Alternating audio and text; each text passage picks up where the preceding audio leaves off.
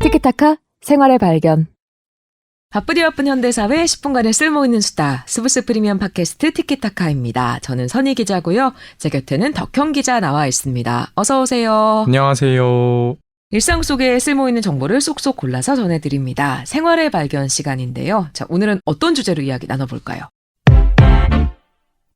선희 기자 혹시 게 좋아하시나요? 오, 게 전 좋아요. 네, 저도 진짜 엄청 좋아하는데 네. 이 우리나라에서 아주 사랑받고 있는 식재료잖아요. 뭐 간장게장, 양념게장 이런 건 뭐 오. 유명해서 더 얘기할 것도 없고 오. 사실 라면에 그냥 퐁당 넣어서 먹기만 해도 퀄리티를 한층 그럼요, 높여주는 그럼요. 아주 좋은 네. 선택지가 되는데 근데 이 게 때문에 엄청난 피해를 보고 재난 상황까지 선포한 곳이 생겼습니다. 오. 바로 이탈리아인데요. 어떻게 된 일인지 오늘 차근차근 한번 이야기 나눠보겠습니다. 아니 뭐 개 때문에 재난을 선포했다는 게 사실 선뜻 이해가 안 가는데 무슨 네. 일인가요? 지난 7월입니다. 이탈리아 동북부에 베네토라는 곳이 있는데 네. 여기 주지사가 그 비상사태를 선포를 했어요. 네. 정부에 도움을 요청했는데 그러니까 그게 왜 그렇냐? 최근 이탈리아 해안가에 네. 대거 나타나는 푸른 꽃게가 원인입니다. 푸른 꽃게는 처음 들은 것 같아요. 네, 이게 다리 부분만 유독 파래서 이런 이름이 붙었는데 네. 원래는 이 개들이 대서양, 특히 미국 동부 쪽에 서식을 했던 종이에요. 네. 근데 해수면 온도가 올라가면서 몇 년 전부터는 지중해에서 급격히 늘기 시작했거든요. 아, 네. 근데 문제는 이 푸른 꽃게가 별명이 바다 멧돼지예요. 그러니까 먹성이 너무 좋아요. 아. 너무 좋아서 너무 잘 먹는 거예요. 네. 바닷가에 있는 것들을. 네.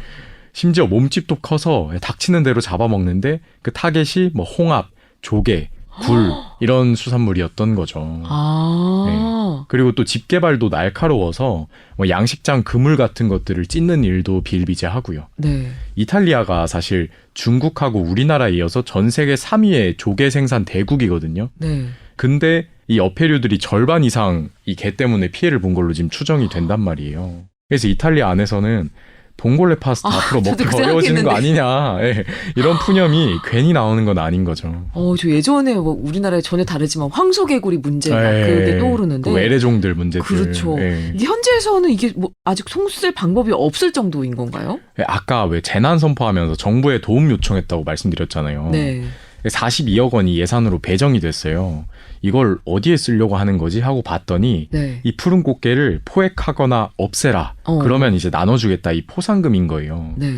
올해만 벌써 326톤이 잡혔거든요. 예. 근데도 역부족이에요. 왜냐면 아직 뭐 정확한 연구 결과는 없지만 이 푸른 꽃게가 한 마리가 1년에 최대 200만 개의 알을 낳는 걸로 추정이 돼요. 와. 예, 번식 속도도 무시무시하고 더 큰 문제는 천적이 지금까지 딱히 없는 걸로 알려져 있어요. 그러니까 골치가 더 아픈 거죠. 그럼 먹으면 되지 네. 않나요? 그러니까 그럼 먹으면 되지 네. 할 수 있는데 네.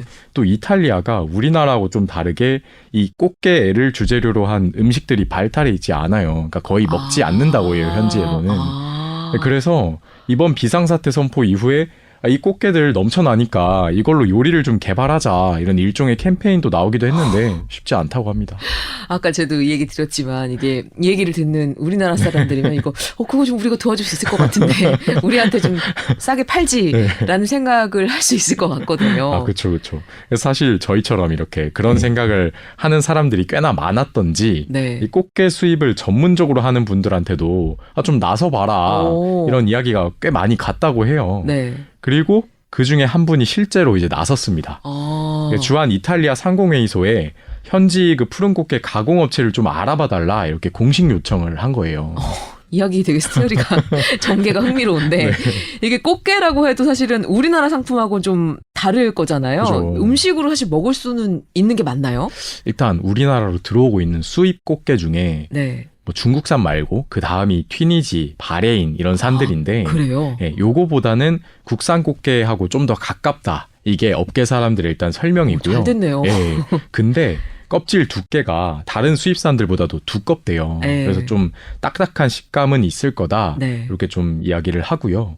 그래서 이게 껍질까지 좀 씹어 먹잖아요. 양념게장 그쵸, 같은 경우에는. 그쵸. 그래서 맛있겠다. 간장게장 용도로 좀 더 국내에서 많이 유통이 되지 않겠느냐. 이런 전망이 나왔습니다. 네. 사실 그리고 저도 음식에 좀 이제 관심이 많은지라 제가 좀 더 찾아봤어요. 네네. 푸른 꽃게가 아까 원래 미국 동부 쪽에 주로 살았다 그랬잖아요. 네. 그래서 그쪽에 왜 로드 아일랜드라고 지역이 있는데 거기에 유학하고 오신 분이 또 이걸 또 거기서 잡아먹어 보셨더라고요. 아, 그걸 또 찾아봤어요. 우리 덕경 기자 그래서 대단합니다. 제가 반가워가지고 이제 봤는데 네. 우리나라 꽃게보다 감칠맛이 좀 적다. 네. 이분의 이제 주관적인 판단인데 네. 이분은 오히려 양념게장으로 먹어보니까 좀 괜찮았고 간장게장으로는 그 감칠맛 때문인지 모르겠는데 국산보다는 좀 떨어졌다. 이런 후기도 있었습니다.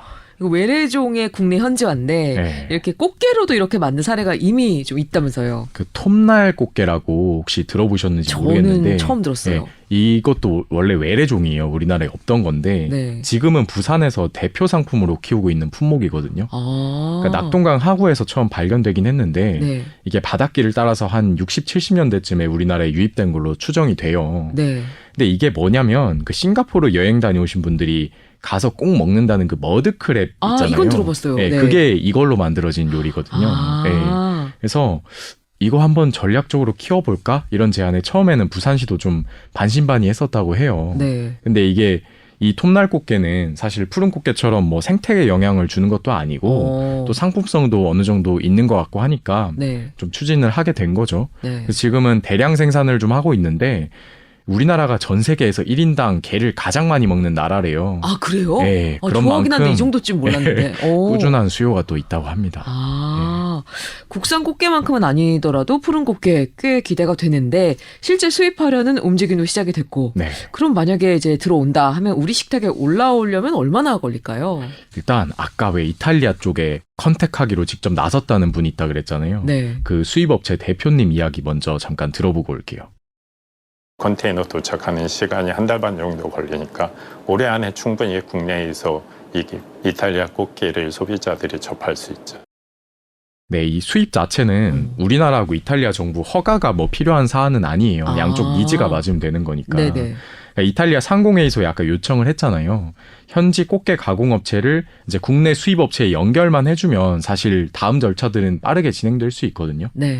그러니까 그 대표님이 이탈리아 현지로 가서 거기 위생 상태랑 실제로 좀 수출이 가능한지 일단 확인을 해봐야 되고 네. 가능하다라는 판단이 쓰면 그 수입하려는 이제 푸른 꽃게에 유해 물질 없는지 봐야 되잖아요. 네네. 요 샘플 정밀 검사를 10일 안에 마치면은 이 수입 신고 확인증이 나온대요. 그러면은 국내 정식 유통이 시작이 되는 거예요. 네.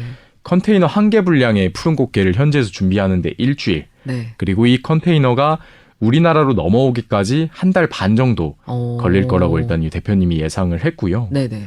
이 푸른 꽃게 정식 학명이 뭐냐면 칼리넥테스 사피두스라고 좀 어려운데 어렵네요. 근데 이게 식약처에서는 이미 식용이 가능하다고 판단하고 있는 종이에요. 왜냐면 중국 다음으로 국내에 많이 들어온 게 왜 아까 튀니지산이라고 말씀드렸잖아요. 네. 같은 품종이거든요. 그래서 그렇게 들어오는 거는 아마 문제가 없을 것 같고 가격은 기존 수입산 꽃게들하고는 비슷한 수준일 거다. 이렇게 예상이 좀 됩니다. 되게 우리나라에는 또 의외로 반가운 소식이 될 가능성이 높은 거네요. 그렇죠. 그리고 앞서 그 계속 제가 이야기를 했던 그 튀니지 같은 경우도 네. 2014년쯤에는 지금 이탈리아처럼 이 푸른 꽃게 때문에 골머리를 앓았거든요. 네. 그러니까 똑같은 상황이었어요. 네. 생태계는 교란되는데 튀니지도 이 게를 이용한 요리가 거의 없다 보니까 뭐 소비도 안 되고 그래서 문제가 됐었는데 네. 우리나라 비롯해서 뭐 중국 그리고 동남아 국가들 네. 이렇게 수출 모색하면서 오히려 전환점이 좀 됐거든요. 현지에 공장도 생기고 신규 일자리로도 이어졌고요. 네. 그래서 실제로 유엔 식량농업기구에선 이 침입종이 귀중한 수출품이 됐다라고 튀니지 사례를 평가하기도 했어요. 네. 그러니까 실제 무역이 시작되면 이탈리아도 좀 비슷한 상황이 될 것 같은데 그 댓글들 보면 지금 아주 열광하고 있거든요. 그 중에 하나가 이 기회에 간장게장의 맛이 뭔지도 함께 현재 전파를 해주자 이런 의견들도 나오고 있습니다. 맛들리면 우리나라에 수입해올 게 없는 거 아닙니까? 정말 꽃게 이야기로 이렇게 10분 동안 할 얘기가 많은지 처음 알았네요. 지금까지 이탈리아 푸른 꽃게에 대해서 이야기 나눠봤는데요. 네. 재난까지 선포하는 비상 상황이 연출됐지만 이게 또 다른 새로운 기회로 연결될 수 있다는 점이 좀 재밌네요.